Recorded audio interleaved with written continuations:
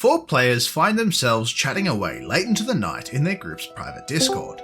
They have just wrapped up playing a new game together for the first time and are discussing some highlights from their time in-game. Player 1 remarks that this one level in particular was super awesome to play through, mentioning specifically the hidden alleys that they stumbled upon during a chase sequence. Player 2 then chimes in, mentioning that the boss pursuing them during that chase was super satisfying to finally bring down, even if it did take them all a couple of goes to do so. Player 3 disagrees, stating that the insanely difficult mechanics of that boss had them literally this close to a crash out. However, they do add that they really enjoyed working with everyone to find the best way to bring the boss down. Player 4 then mentions a moment where they intentionally fed wrong information to Player 3 to add fuel to their building rage, and the whole group has a good laugh before signing off for the night.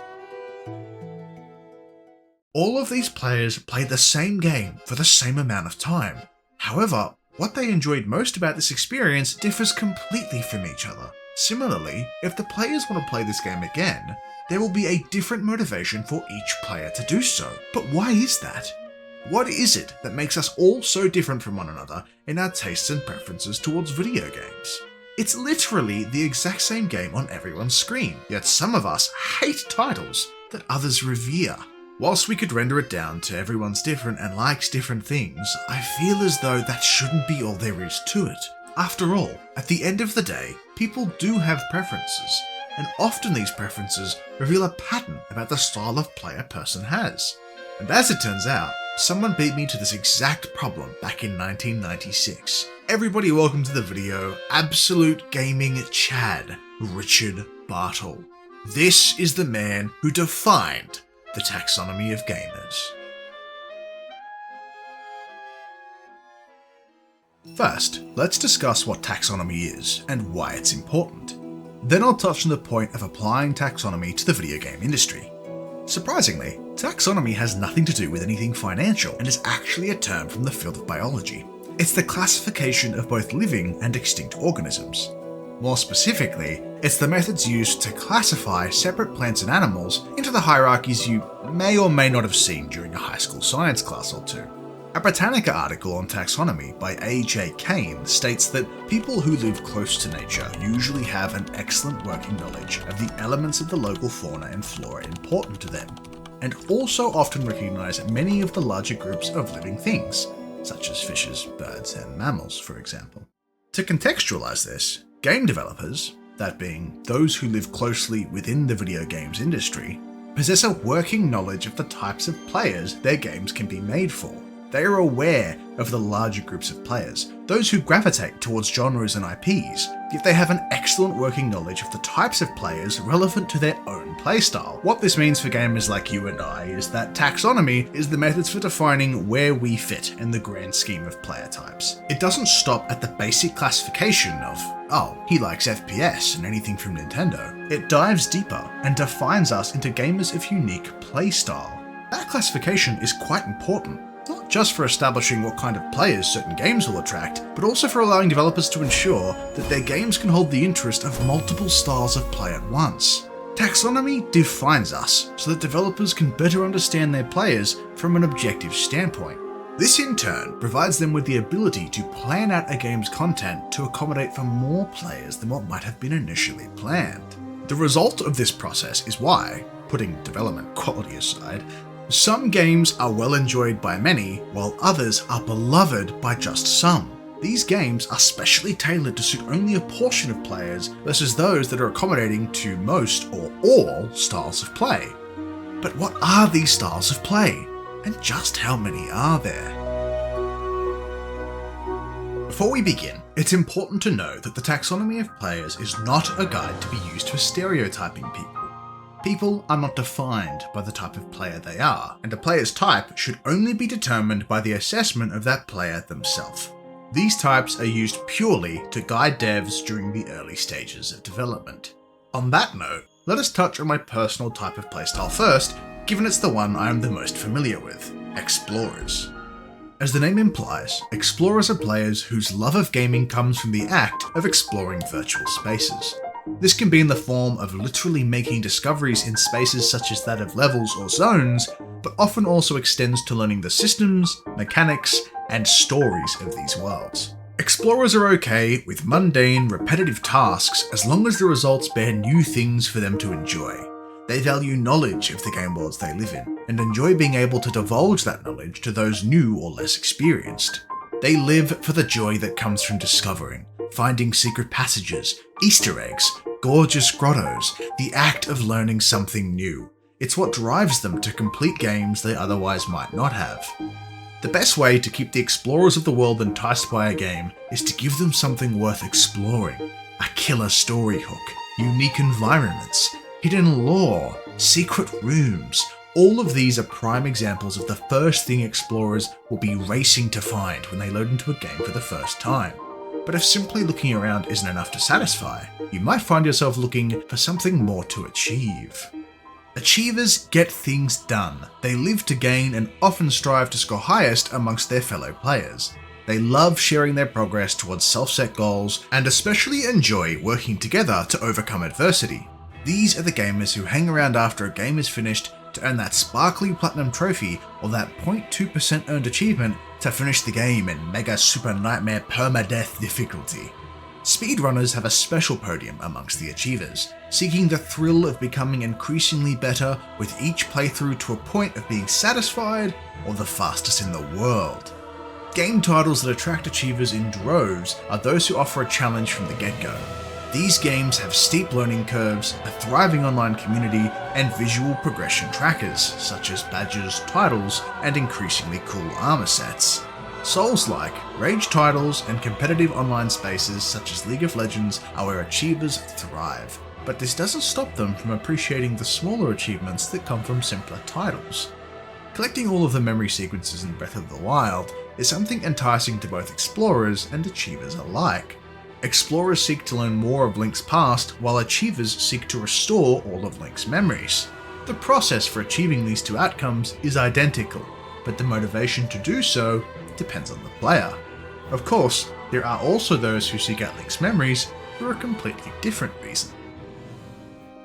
According to Big Richie B's 1996 paper, the socializers amongst us make up 80% of the gaming population. Whilst this may seem to be a pretty shocking number at first, consider the droves of people playing Facebook and mobile games that rely on social connections to progress.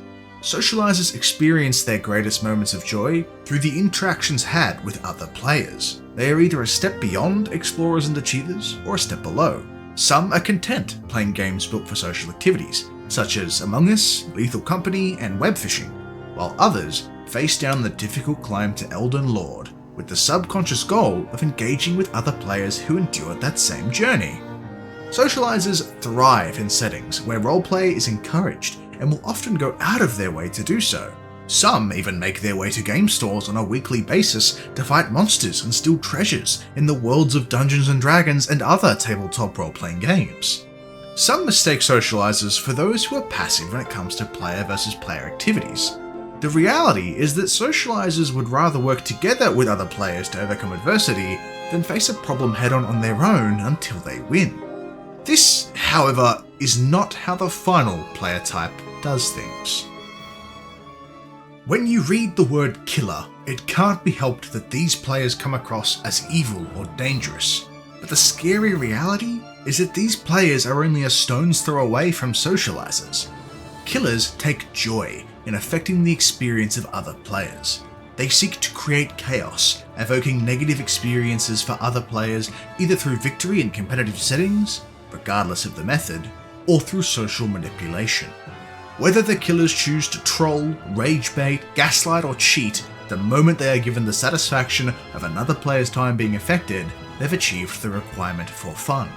Arbadi estimated that only 1% of players make up the killers of the world, and you've definitely seen or felt their influence before. Similarly to socializers, killers play the same games explorers and achievers engage with, especially if they are socially active.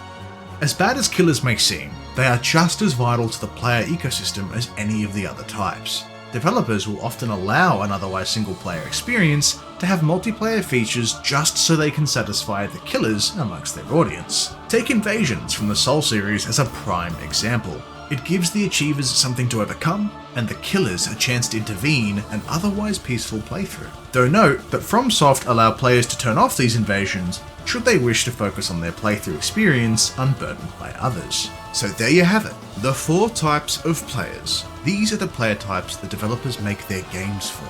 Whilst it might seem like a small number of options, I'd be lying if I said you absolutely had to fall under one of these 4 categories.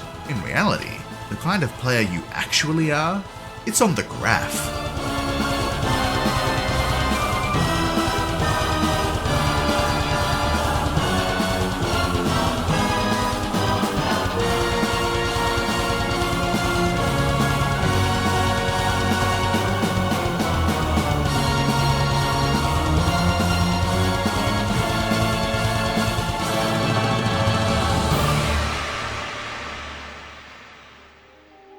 I don't use the word magnum opus lightly, so I mean it when I say this is a magnum opus of a graph. Take note of its beautiful distinction, your complete inability to misunderstand what it is it conveys. Each of the respective 4 players we've discussed today has their own little corner of the box, but where those boxes meet are the defining factors that manipulate the basis of what those players are to begin with. The killers prefer to act against players. The socializers prefer to interact with those players. The explorers prefer to interact with the world. And the achievers prefer to act in that world. It's a thing of beauty. Yet if you thought Richard was done cooking yet, then you clearly missed it when I told you he was an absolute gaming chad in the beginning of this video.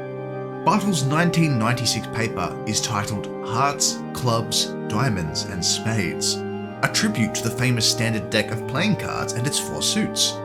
Just as Bartle wraps up explaining his definitions of the 4 player types, he hits his readers with a callback to his title, just as I'm about to do to you. The heart belongs to the socializers of the world, who would find their joy through the experience of play with others. Clubs are the choice of the killers, who will no doubt wield them against others, given the chance. Diamonds are the rewards reaped by the momentous efforts of the achievers, and the explorer's trusty spade will keep them digging for discoveries until no stone is left unturned. I may have expanded on Bartle's words there a bit, given this was a paper from 1996. And on that note, I've taken the hesitant liberty of modernizing the graph exclusively for use within the themes of this video. It lacks the simplistic beauty of the OG Bartle taxonomy graph, but it allows one to pick on the graph where they think they align and have a color associated with it. Are you based brown? Occasional troll purple? Gets halfway through collecting all the achievements then gives up lime? Let me know in the comments below. And if you enjoyed this video, and you haven't done so already, please like and subscribe. It means a lot to me as a beginning channel, and I intend to make lots more content like this in the future.